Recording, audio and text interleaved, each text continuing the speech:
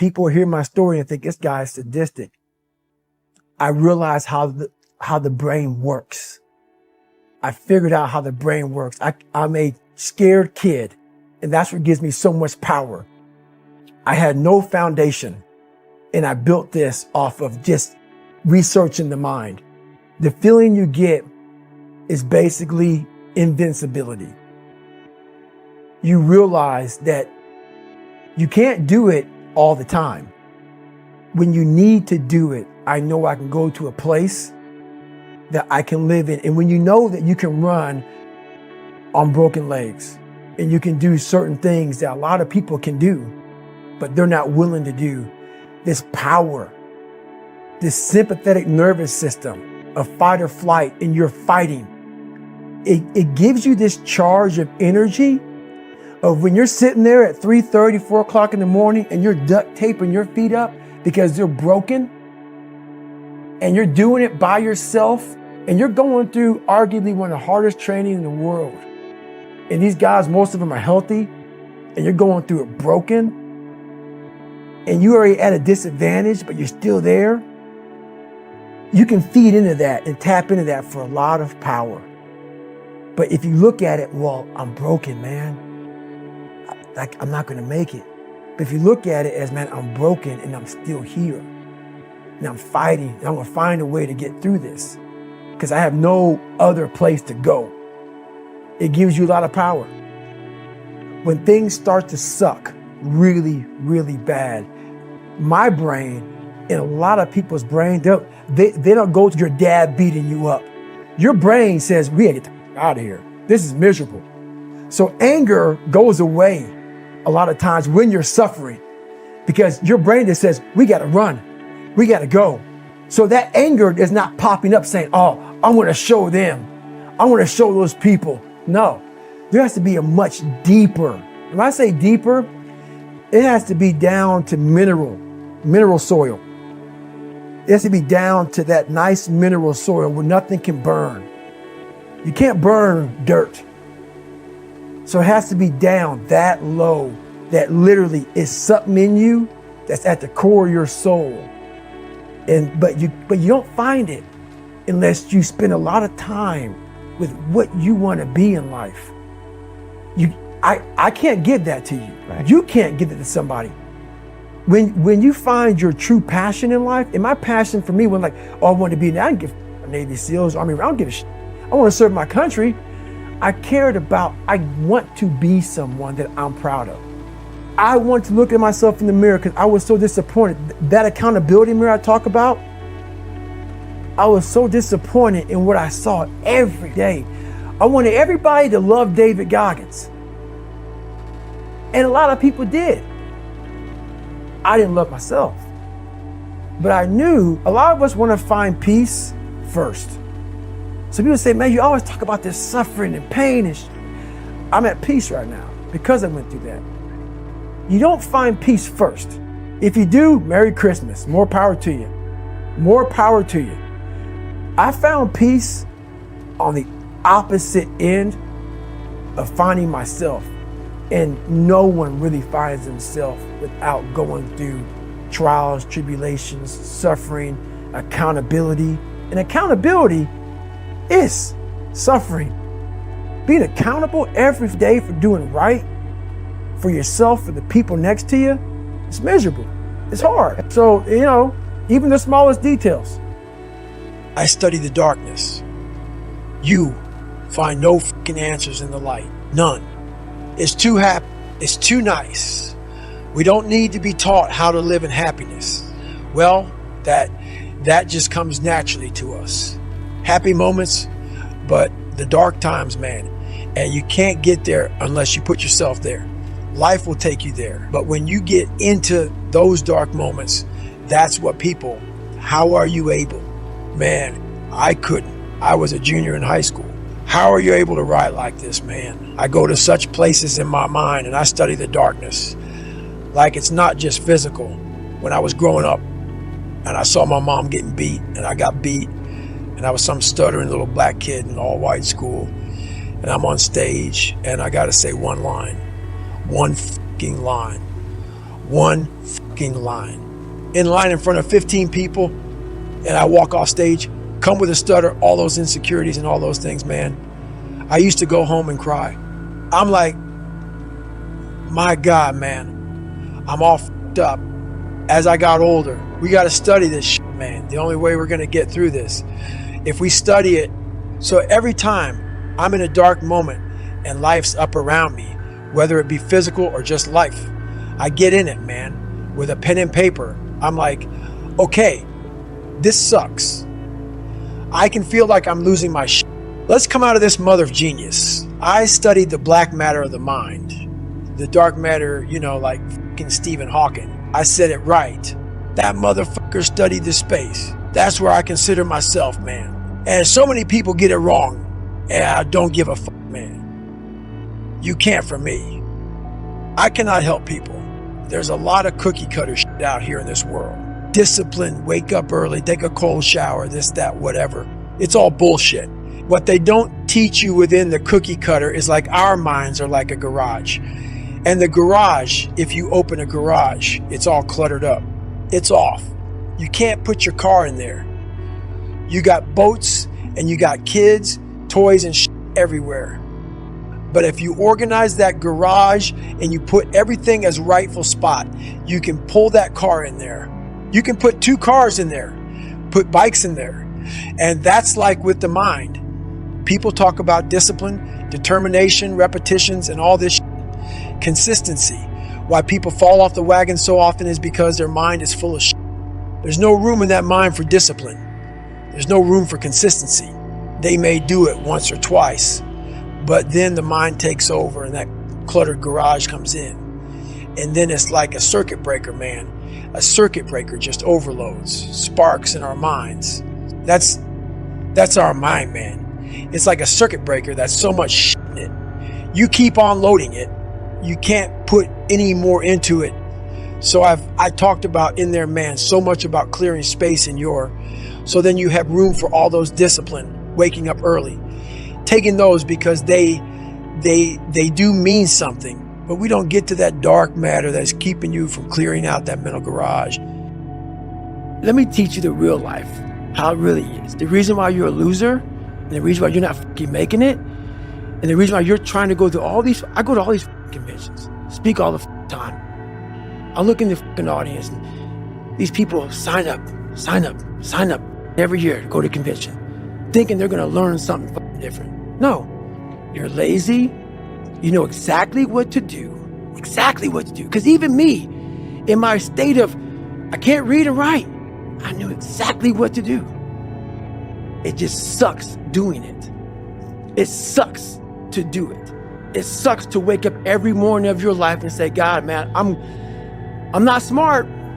So guess what I gotta do? I gotta study the same shit that I got one of the highest scores in the nation on, and do it again.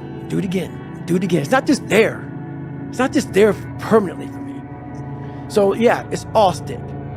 It's all stick. The only carrot you have is like, maybe. Because whenever I take these tests that are real hard, in the back of my brain, it's like, a good chance you're not gonna make it, Goggins. This ain't you, bro. This ain't you. You weren't born like this. This ain't you, the real you, bro. Study all you want to, but the second that computer comes on with 150 questions, this ain't you, man. And somehow, it comes back, I passed. Passed again. But that real me back here every fucking time is saying, that ain't you, bro. That ain't you.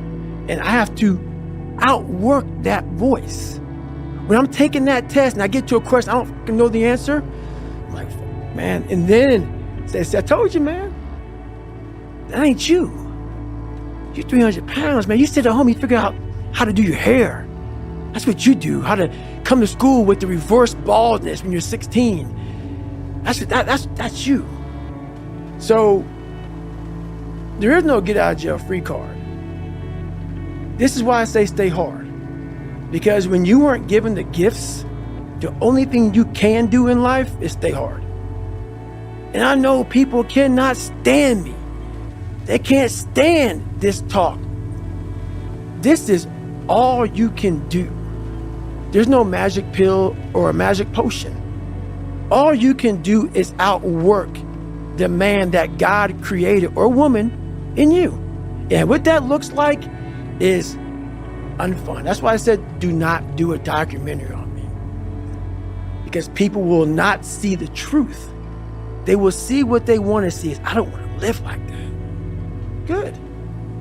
Good. And you will live exactly the way you live now, questioning who you are, wondering what is possible, wondering what you are capable of doing. That's how that looks. Every time I'm in a bad situation, and that's the only reason I do half the shit I do is I'm studying this because I know that I never thought I was gonna be writing books and trying to help people get better. But I was always trying to do it because I knew I sucked. And so when you know you're trying to get somewhere, you suck. You know that you believe that you're a born loser. You are taking snapshots, man. You see something on your phone, like, oh man, I'm gonna take a snapshot of that, or how we do the little picture so you can save it on your phone.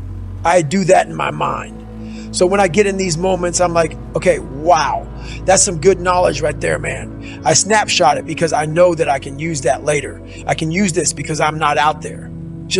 I'm not most people. They go out and they run and they go out and they do.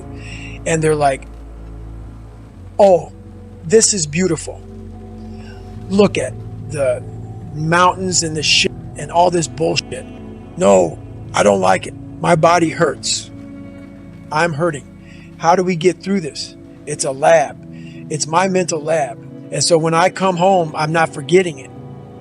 Every day I get done running, or every day I get to work, every day I get through studying, whatever it is that brings to that place of knowledge. So I come home from running and I write everything out. People have talent, and this is going beyond your talent. When there's no more talent, what happens to you? Most people quit. People only go to their talent level. And once your talent level is gone, it becomes a mental game that the whole mental game sets in then. And most people can only perform to their talent. And they realize, man, why am I always messing up right here? Why? Why is this my big hurdle? It's because you're performing to your talent. And then after that, your mind has nothing for you. I see fighters. I see runners. I see people who they're great, but they get to the edge of their talent. It's like, man, what's up? Because you're now at the point now where your talent ain't going to do for you, my friend. Now it's the mental game. And that's where people get lost in life, get lost in that next level. And that next level is found for me in the things that I do. First of all, I didn't have much talent. So I had to train one thing. You better train your mind, because my talents can run out way early. When it got hard for me back in the day, bro, I'm done. I'm out. See you, okay? I got to invent a motherfucker for that can. So I invented Goggins. I invented a motherfucker that realized we're not good enough, but Goggins realizes we're mentally strong as, and we're going to outstrength these motherfuckers in the mind. And so many people just want it the easy way. I'm sorry, man. It's not. So what they start to do is they build this narrative of it's okay. When the narrative should be, you need to work harder. You need to discipline your mind better. People hear my story and think these guys. I realize how the brain works. I filtered out how the brain works. I am secret kid, and that's what gave me so much power. I had on no products, and I built this off just